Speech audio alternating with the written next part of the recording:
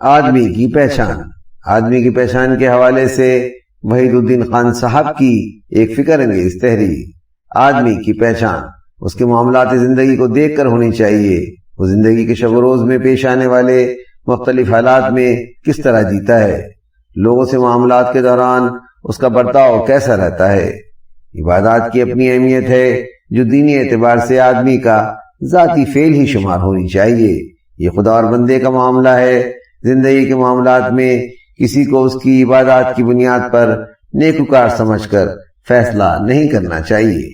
فیصلہ ہمیشہ عدل و انصاف پر مبنی ہونا چاہیے۔ وحید الدین خان صاحب نے اپنے مضمون آدمی کی پہچان میں آدمی کی اہمیت کو کیسے دیکھنا چاہیے اسے عمر فاروق کے ایک پر حکمت طریقے کو بیان کر کے اپنے تذکیری اسلوب میں خوبصورتی سے سمیٹا ہے۔ آئیں آپ کی مذکورہ تحریر آدمی کی پہچان کو سنتے ہیں۔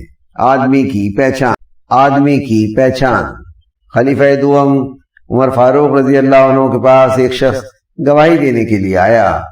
آپ نے اس سے کہا کوئی ایسا آدمی لے آؤ جو تم کو جانتا ہو۔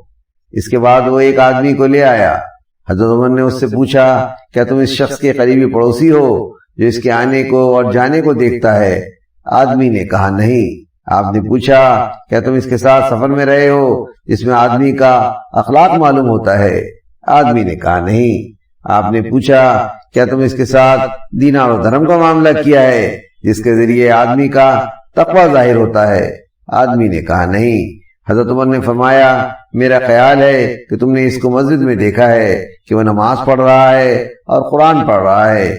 کبھی وہ اپنا سر نیچے لے جاتا ہے اور کبھی اپنا سر اوپر اٹھاتا ہے۔ آدمی نے کہا ہاں۔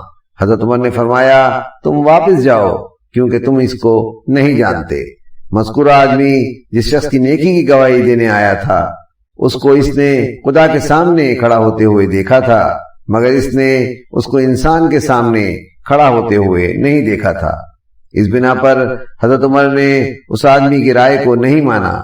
حقیقت یہ ہے کہ جب تک انسانی معاملات میں کوئی شخص نیک ثابت نہ ہو اس وقت تک اس کی نیکی کا کوئی اعتبار نہیں۔